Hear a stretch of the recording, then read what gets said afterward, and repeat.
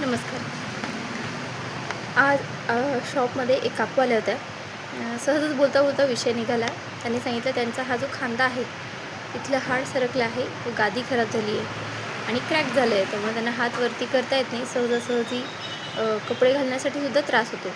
तर विषय निघाला आणि कळालं की त्यांचा कार ॲक्सिडेंट 2 महिन्यांपूर्वी झाला होता. आपण त्यांना सहजच चौकशी केली की ॲक्सिडेंट कुठे झाला, काय झाला, कसा झाला आणि मग त्यानंतर काही क्लेम केला का आणि त्याचे पैसे दुरुस्ती वगैरे काही मिळालं का, अशी चौकशी माझी सहज बोलता बोलता चालू होती. त्यांनी सांगितलं की ॲक्सिडेंट झाल्यानंतर त्यांनी कुठलीही FIR केली नाही. कुठलीही कंपनीकडे त्यांनी डॉक्युमेंट नंतर पाठवले, पण कंपनीने त्यांचा जो क्लेम आहे तो रिजेक्ट केला. तर हे असं का होते या संदर्भात हा छोटासा व्हिडिओ आहे.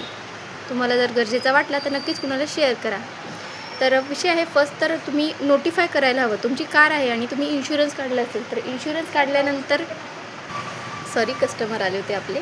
तर विषय असा होता की मी जर कार घेतली असेल, सगळ्यात पहिले तर त्याचा इन्शुरन्स काढायला पाहिजे आणि काढला असेल तर हे तुमच्यासाठीच आहे. तुम्ही नोटिफाय करायला हवं. शक्यतोवर तर ॲक्सिडेंट होऊ नये, पण झालाच तर काय करायचं आहे? एक लेमॅन म्हणून या गोष्टीकडे आपण दुर्लक्ष करता कामा नये. आपल्याला माहिती नाही असं म्हणूनही चालणार नाही, कारण नुकसान प्रचंड मोठ्या प्रमाणात होतं. कधी जीवितहानी होऊ शकते. अशा वेळेस काय करायचं? तर सगळ्यात पहिले जर ॲक्सिडेंट झाला, कार ॲक्सिडेंट, तर तुम्ही 24 तासामध्ये विमा कंपनीला तो नोटिफाय करायला हवा.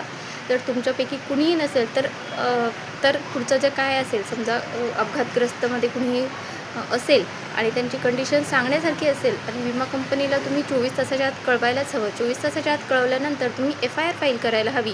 तुमच्या गाडीचं प्रचंड नुकसान झालं आहे, जरी जीवितहानी नाही झाली आहे तरी गाडीचं मात्र प्रचंड नुकसान झालं आहे. तर अशा वेळेस तुम्ही त्या अपघाताचा पंचनामा करण्यासाठी त्याचा व्यवस्थितरित्या रिपोर्ट FIR तुम्ही पोलीस स्टेशनमध्ये ही दाखल करायला हवी आणि ती मॅन्डेटरी आहे.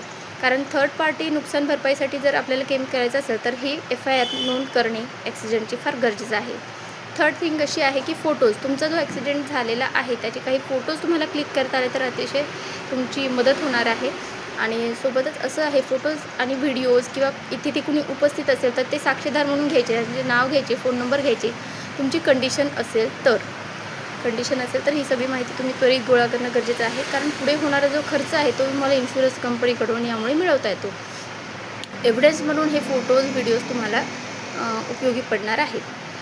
त्यानंतर इन्शुरन्स कंपनीचा सर्वेअर असतो, म्हणजे जो अपघात झाला आहे त्याची इन्शुरन्स कंपनीच्या तर्फे पडताळणी केली जाते, पाहणी केली जाते.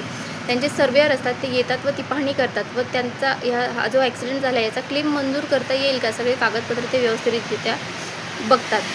आणि त्यानंतर रिपेअरिंगचं एक गोष्ट आहे, म्हणजे इन्शुरन्स तुम्ही काढलेला आहे तर अशा वेळेस तुम्ही कॅशलेस गॅरेजकडून कंपनीच्या रिकमेंडेड गॅरेजवाल्यांकडे जाऊन कंपनीने सांगितलेल्यांकडून